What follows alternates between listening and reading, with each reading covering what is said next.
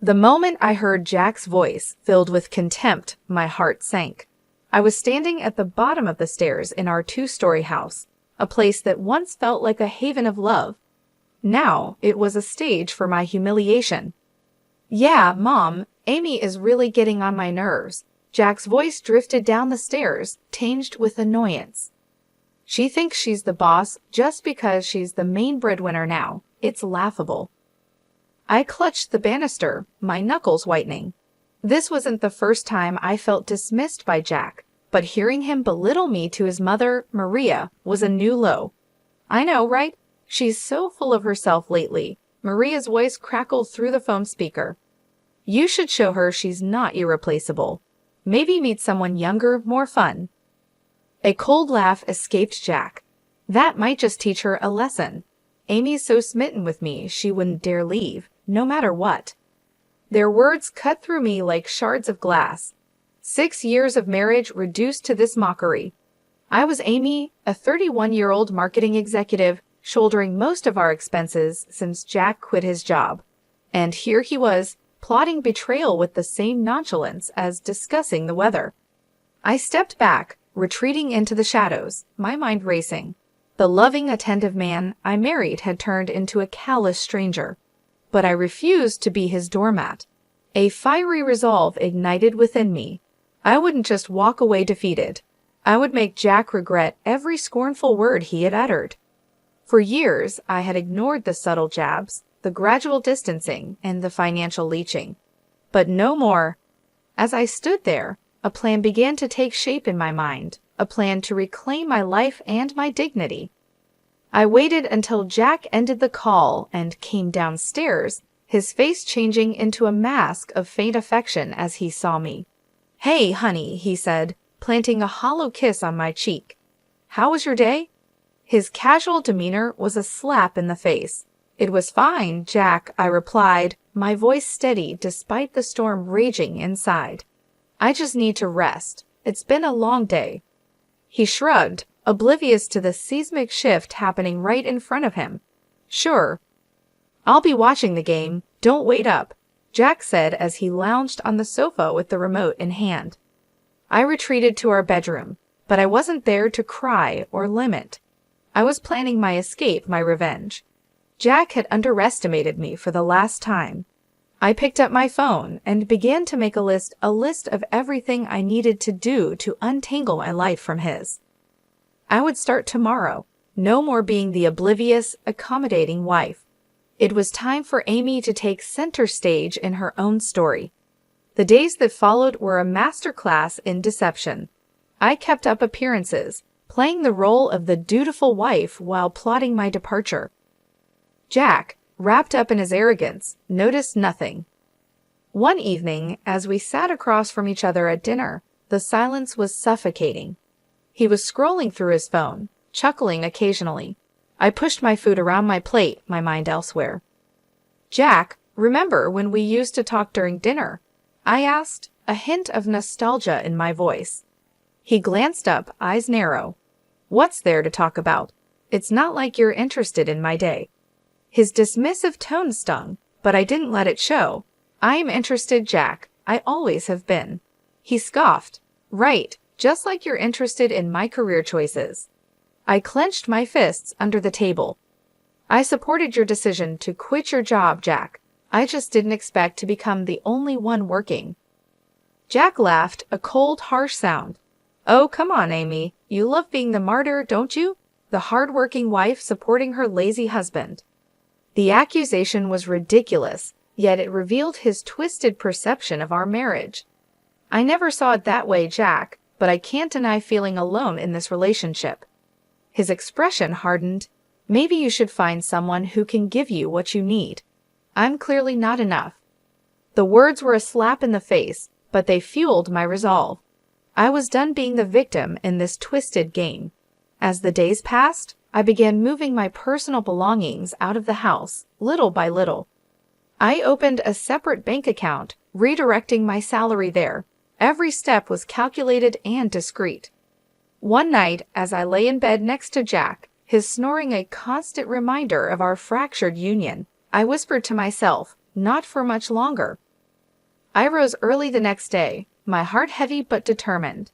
As I was leaving for work, Jack called out from the kitchen, his tone unusually soft. "Amy, wait. Are we okay?" I paused at the door, my back to him. "We're fine, Jack. Just the usual stress."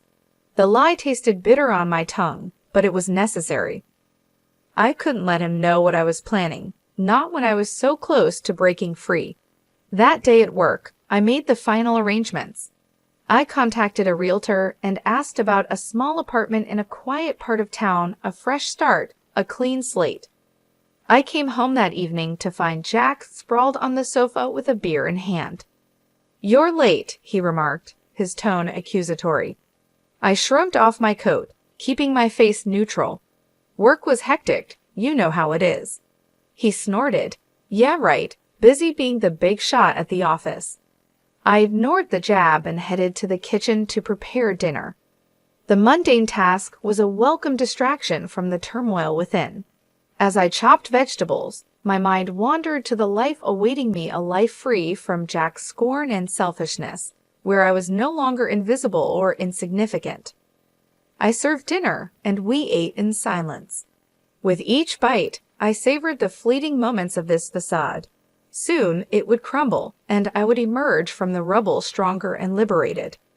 After dinner, as Jack lounged in front of the TV, I retreated to our bedroom. I lay on the bed, staring at the ceiling. The room, once filled with laughter and love, now felt like a prison, but not for much longer. My plan was in motion, and there was no turning back. The next chapter of my life was about to begin, and I was ready. The days turned into weeks, each passing moment bringing me closer to my freedom. My facade as the complacent wife was flawless, even as my plans to leave Jack grew more concrete. He, wrapped in his bubble of arrogance, suspected nothing. One Friday evening, I arrived home later than usual, exhausted from a demanding day at work. Jack was in the living room, absorbed in a video game, a stark contrast to my own weary state. "Jack, we need to talk," I said, my voice steady despite the fatigue. He paused his game, looking up with feigned concern. "What's up, Amy?" I took a deep breath, ready to confront him about the financial strain he had put on our marriage. "I saw the credit card statement today. There's a charge of over $10,000, Jack. What did you buy?" His face paled for a moment, then he shrugged nonchalantly. "Just some stuff I needed. It's not a big deal." "Not a big deal?" My voice rose in disbelief. "Jack, you used my credit card without asking, and for such an amount?" He rolled his eyes, dismissing my anger. "Come on, Amy. It's not like we can't afford it. Besides, I'm your husband. What's yours is mine, right?" The audacity of his words left me speechless. This wasn't just disrespect, it was outright theft. My patience, already hanging by a thread, snapped. "This is unacceptable, Jack," I exclaimed, my voice echoing through the room. "You can't just use my money without my consent. This is financial abuse." Jack stood up, his demeanor shifting from dismissive to aggressive. "Oh, so now I'm an abuser? Great. I can't even buy a few things without getting lectured. You're so controlling, Amy." His attempt to turn the tables on me was pathetic. Controlling? I'm trying to have a responsible conversation about our finances, which you seem to have no respect for.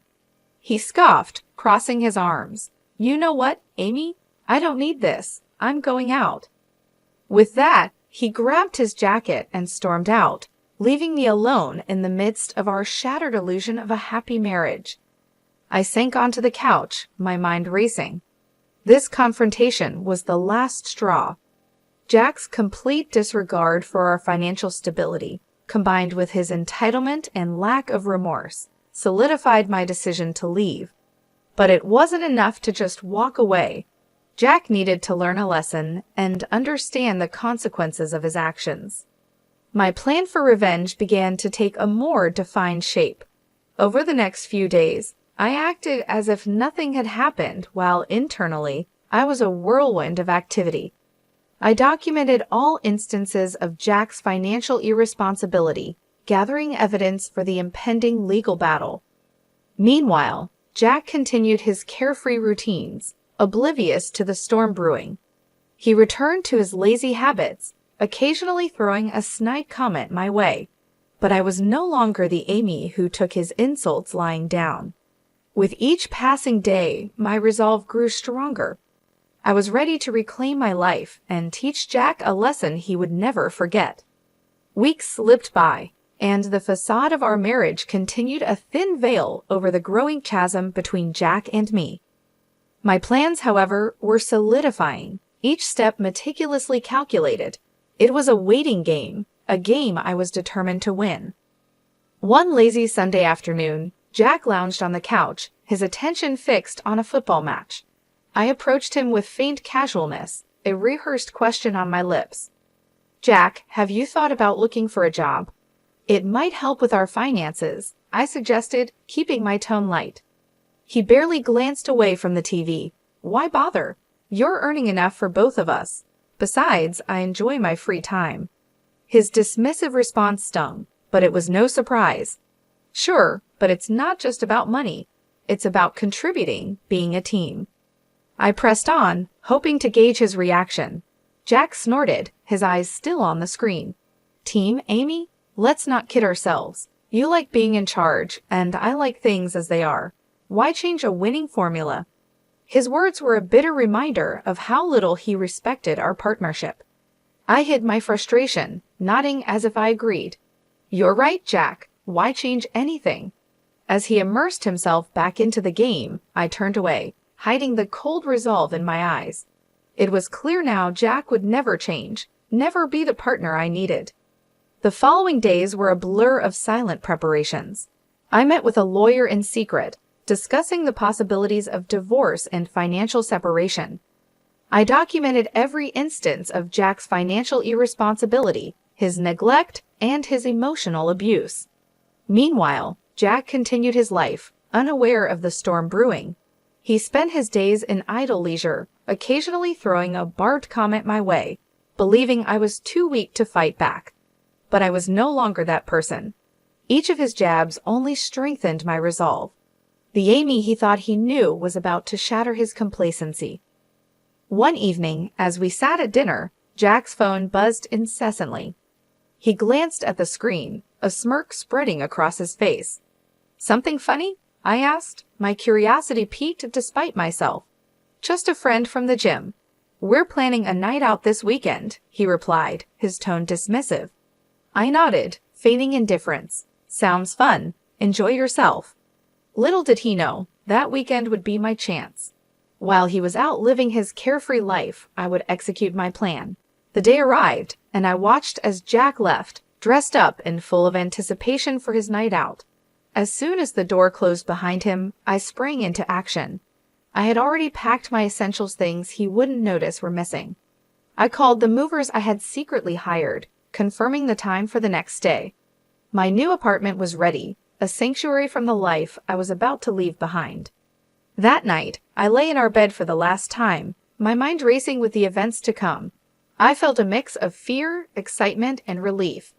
This was the beginning of my new life, a life free from Jack's shadow. Tomorrow, I would confront him with my decision. But tonight, I savored the last moments of this chapter, ready for the dawn of a new beginning. I enjoyed the quiet before the storm, the last moments of an old life about to be left behind. The morning was bright and clear, a stark contrast to the turmoil inside me. Today was the day I would finally break free from Jack's manipulative grasp. My heart pounded with a mix of dread and determination as I prepared for the confrontation. Jack stumbled in late that morning, reeking of alcohol and arrogance. He flopped onto the sofa without a greeting. I steeled myself and walked into the living room. "Jack, we need to talk," I said firmly, my voice cutting through the silence. He squinted at me, clearly hungover. "What now, Amy? Can it wait? I'm exhausted." "No, it can't wait," I replied, my resolve hardening. "It's about our marriage, or what's left of it." He scoffed, rubbing his temples. "What about our marriage? You're not happy with me lounging around the house. It's more than that, Jack, I said, my voice steady despite the storm inside. It's about respect, partnership, and trust, all of which have been absent for too long. Jack sat up, a sneer forming on his face.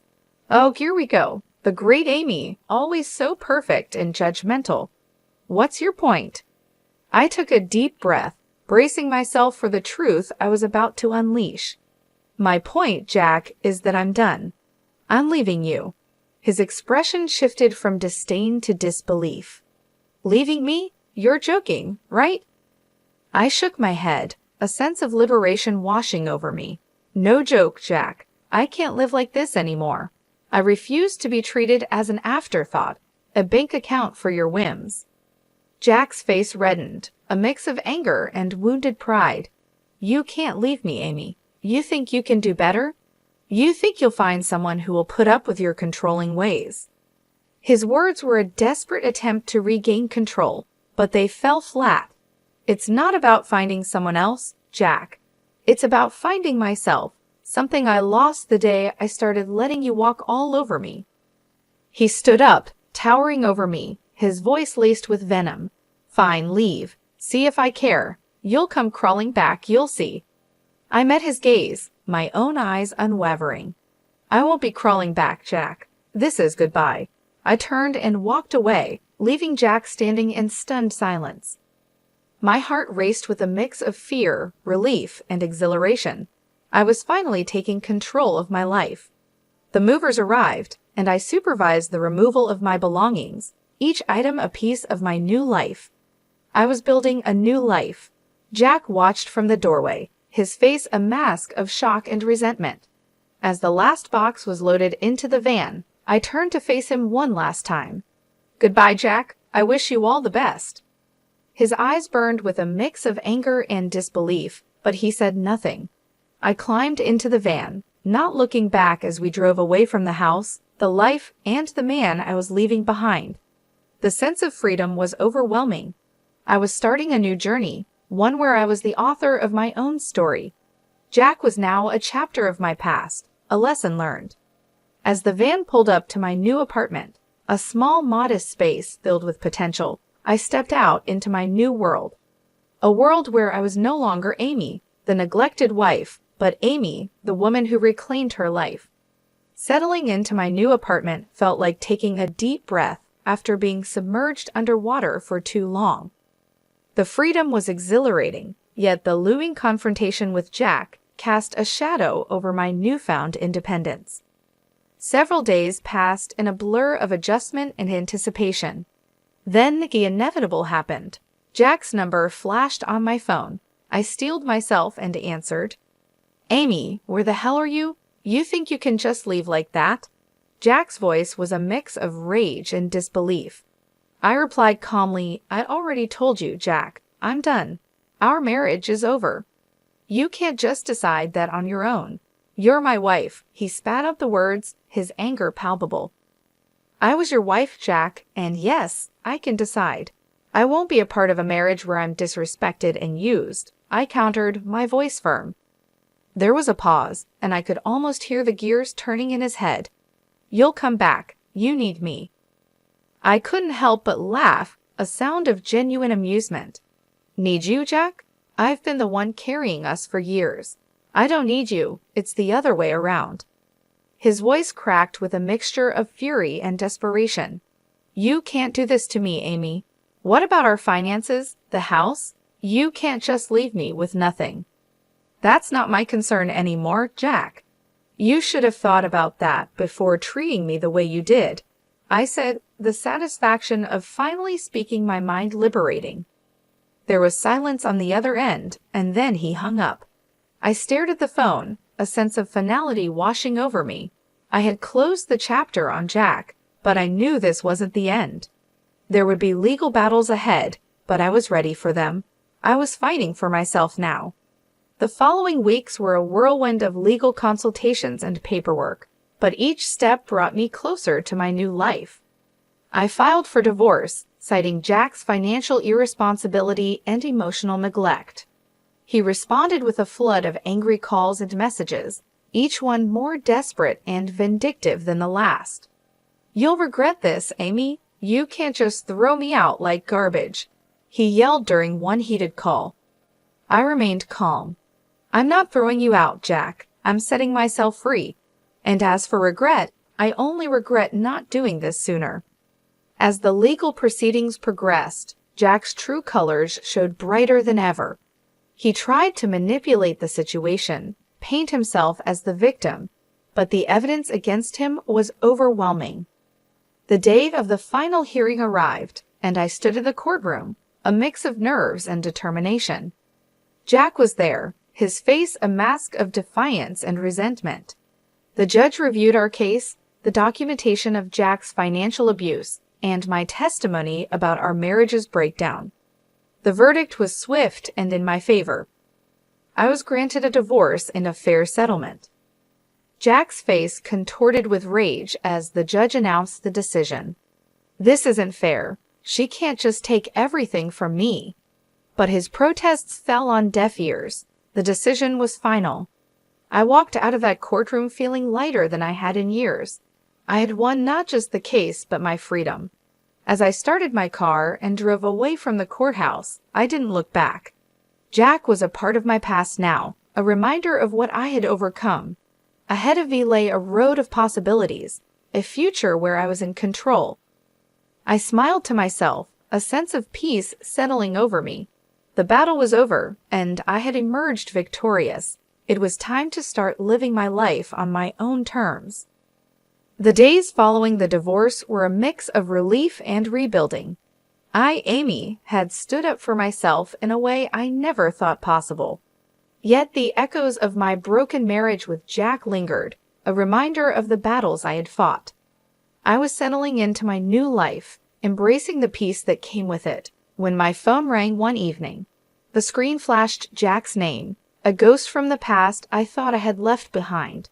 Reluctantly, I answered. "Jack, why are you calling?" His voice came through, laced with bitterness. "You think you can just take everything from me and walk away, Amy? You've ruined my life." I took a deep breath, keeping my composure. "Jack, the court made its decision. It's time for both of us to move on." He scoffed. "Move on? How can I move on when you've left me with nothing? I'm struggling to make ends meet because of you." The accusation was absurd, yet it didn't surprise me. "You're responsible for your own situation, Jack." I simply stopped enabling your behavior. His voice rose, filled with desperation and anger. "You owe me, Amy. After everything I did for you, you owe me." I felt a twinge of anger, but kept it in check. "You did nothing but take me for granted, Jack. I don't owe you anything." There was a pause. Then his voice came through quieter but still venomous. "You'll pay for this, Amy. You haven't seen the last of me." I ended the call, a sense of unease settling over me. Jack's threats were likely empty, but they reminded me of the man I had once loved, now a stranger consumed by bitterness. Weeks passed, and I threw myself into my work, finding comfort in the routine. My colleagues noticed the change in me, the newfound confidence and determination. I was promoted, a recognition of my hard work and resilience. But as I climbed the corporate ladder, Jack's shadow loomed. He started a smear campaign, spreading lies and rumors about me to our mutual acquaintances. I heard whispers of his accusations, painting me as the heartless ex-wife who had stripped him of everything. I confronted these challenges head-on, refusing to let Jack's pettiness derail my progress. I had fought too hard to reclaim my life, to let his bitterness taint it. One afternoon, I received a call from a mutual friend, hesitantly relaying a message from Jack. He was struggling financially, facing eviction, and in a moment of desperation, he reached out to me. I listened, a mix of pity and resolve in my heart. "Tell Jack I wish him well, but his choices are his own. I can't help him." As I hung up, I realized how far I had come. The old Amy might have rushed to Jack's aid, but I was no longer that person. I had learned the hard way that you can't help someone who refuses to help themselves. I continued to build my life, finding joy in the little things. I reconnected with old friends, explored new hobbies, and started dating again. Life was moving forward, and I was at the helm. Jack's attempts to drag me down continued, but they no longer held power over me. I had risen from the ashes of our marriage stronger and more determined than ever. As I sat in my apartment one evening, reflecting on my journey, I felt a sense of peace. I had faced my demons, fought my battles, and emerged victorious. The future was bright, and for the first time in a long time, I was truly happy. I was genuinely excited for what lay ahead. Life had found a new rhythm, and mine was no different. The scars of my past with Jack were still there, but they no longer defined me. I was Amy, reborn from the ashes of the life I had left behind. My promotion at work brought new challenges and opportunities. I thrived in the environment, my confidence growing with each successful project. My social life also took a positive turn. I met new people, some of whom became close friends and even started dating again. Life was good, but the shadow of Jack still lingered at the edge of my newfound happiness. One evening, while having dinner with a friend, my phone buzzed. It was a message from a number I didn't recognize. Hesitantly, I opened it. It was from Jack. "Amy, I need your help. Please." The words were simple but carried the weight of our shared history. I showed the message to my friend, who looked at me with concern.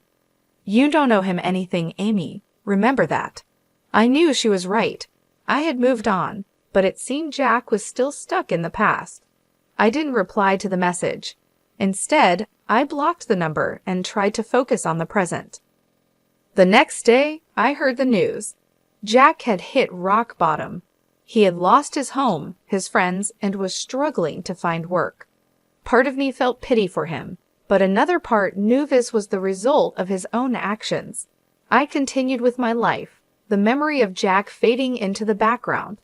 My days were filled with work, friends, and the occasional date. Life was moving forward, and I was content. 2 weeks later, I bumped into a mutual acquaintance who had kept in touch with Jack. "He's not doing well, Amy," she said, her expression somber. "He's lost everything. He's even talking about leaving town." I listened, feeling a strange mix of emotions. Jack had been a significant part of my life, but he had also been the source of much pain. His downfall was his own doing, a result of his choices and actions. "He made his bed," I replied, trying to keep my voice neutral. "I hope he finds what he's looking for." As I walked away, I realized that Jack's downfall was his own karma. He had chosen his path, and now he was facing the consequences. It was a harsh reality, but it was not mine to bear. Months passed, and life continued. I heard bits and pieces about Jack's situation now and then, but they no longer affected me. I had moved on, building a life that was mine and mine alone. One day, as I sat in my office looking out at the city's skyline, I reflected on my journey. I had faced hard times, fought for my dignity, and emerged stronger. I had learned to stand up for myself, to demand respect, and to walk away from negativity. I had also learned to forgive, not for the sake of those who had wronged me, but for my own peace. Holding on to anger and resentment only weighed me down. I had let go, and in doing so, I had found freedom. As the sun set, casting a warm glow over the city, I smiled. I was happy, truly happy. My past with Jack was just that, the past. Ahead of me lay a future full of possibilities, a future I was ready to embrace.